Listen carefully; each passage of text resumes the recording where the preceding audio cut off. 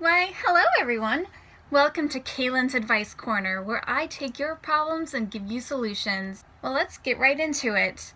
Well, I have two wonderful people that wrote into me via the Love and Safety app. I put up a special first premiere video on there saying if you want me to give you advice on a certain problem, I can, and that would be the very first people to get an answer from me. So let's get right into it to these two special people. Okay, my first emailer comes in from Canada. She writes, "Hi, I'm Cheska. I'm 11 years old and I'm from Canada, and I have a very big problem. I have a bully, and I won't mention his name because I think it's gonna be rude. So he keeps bothering me and calling me names like Donald Trump, Fat Slow Turtle, and many more. I keep telling the teacher about what he said, and my teacher told him to stop like many times, but he just keeps bothering me. I told him to stop, and I explained to him that he is rude to me, and he just keeps on going, and my mom is no help, sort of. Can you please help me? Cheska." Okay, Cheska. I am sorry that you have a bully. Everybody, including myself, has been bullied at any particular time in their life, so I'm sorry you're dealing with this. And you are doing everything right. You told your teacher that he was bothering you. You told your mother that he was bothering you. You told him himself that he is bothering you. Okay, so my advice to you is to go higher than your teacher. Get your principal involved, because more than likely a principal will definitely listen to your problem because they want you to succeed in school and they don't want you to be bullied. I promise you that. So go to your principal and ask their advice. They'll be more than happy to assist you, I promise. So definitely get with your supervisor, get with your teacher, that this person is causing a problem for you and it's interfering with your life, obviously. So I would advise to you to get your principal involved. Your parent needs to get involved as well. You also need to get the boys' parents involved as well. Make them aware that this is happening to you. Have your parent call them and see if they can't do anything about it. I'm sure there's like a directory that you can look up their name and see their parents' names, and then you can give them a call, or you can get your principal involved as well at your school. So that would be my advice to you, is to get your parents involved and your principal involved and your teachers involved to correct this problem, because obviously all the normal channels are not working. So I hope that is helpful to you. Alrighty, so my next advice comes from Jade, who lives in England, and she writes, "Hi Kalyn, my name is Jade and I'm 14 and from England. I was wondering if I could get some advice on my exams, as I have to choose subjects that I want to take for my GCSEs. Should I take the more academic path, which is more likely to get me a job, or the creative arts path that as I enjoy that more? Thanks, Jade."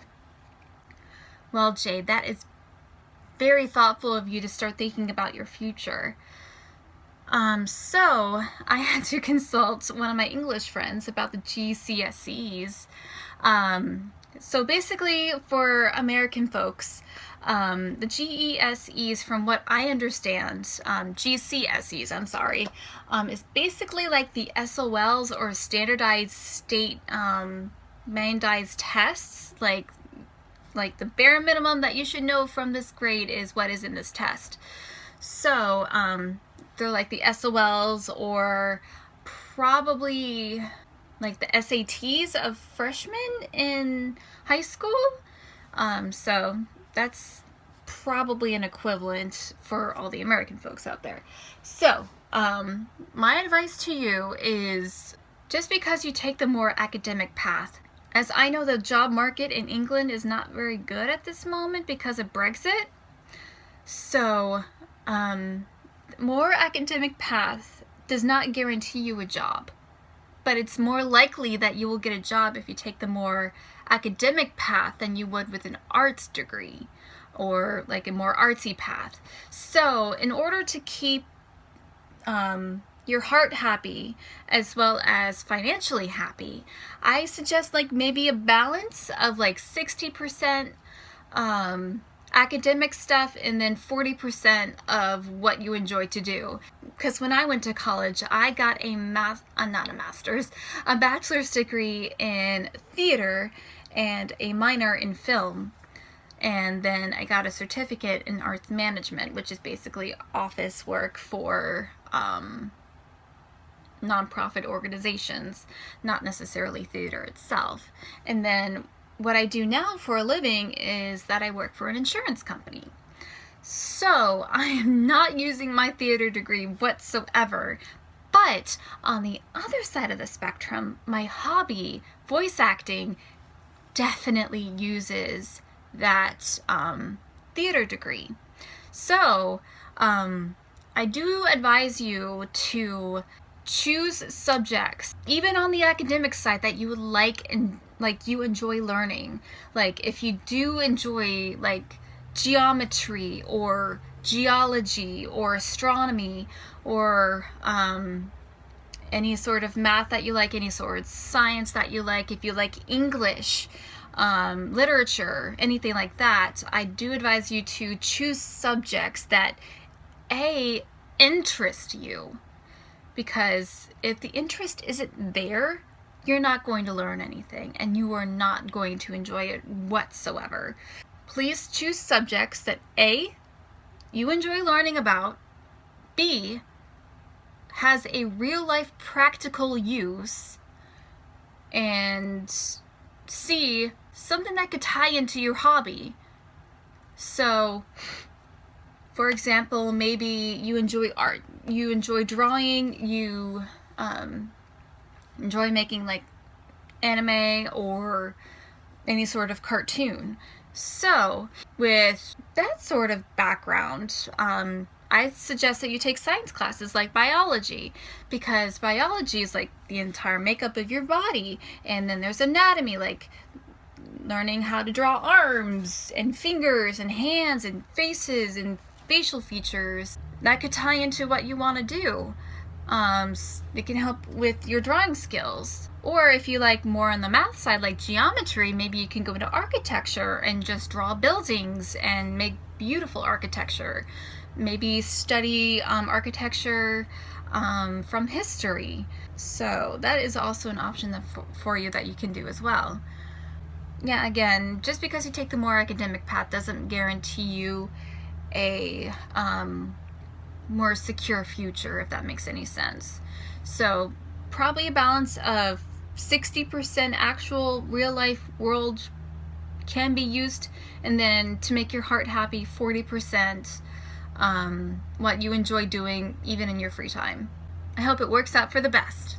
Alright everyone, so if you enjoyed it, please, in the link down below in the description is a link to my channel where this particular episode is going to go up on Princess Sakura Serenity's channel, which you can see right here. Lovely. And you can also subscribe to her because she does a lot of miraculous Ladybug fan dubs and comic dubs. So I also play Chloe for her, so if you wish to see more of that, you can see her right here. But if you want to subscribe to me and see if you want to see more advice or you want to give me advice, also in the link in the comment box below, if you have any additional advices that you wish to give down in the box, down in the comment section below, please do. We are a community and we should help each other. So yeah, if you wish to see more advice, please subscribe to my channel, Violet X Wing, on YouTube. I will put a link in the description box below. So if you want to see more of this, please subscribe right there. Yep, pretty good. Yeah, please subscribe. There you go. So if you need advice on anything, please shoot me an email at twilitwing@gmail.com. So that is TWILITWING @gmail.com. And when you write to me, please include your first name, your age, and the country you live in, and I'll do my best to help you. And disclaimer, I am not a medical doctor or a lawyer or any of those fancy things. So please take that into account when I am giving advice to you. Again, this is just general advice. I'm just trying to help you guys as much as possible. So if you want to see more, please subscribe, and I will see you in the next episode. Until then, take it easy.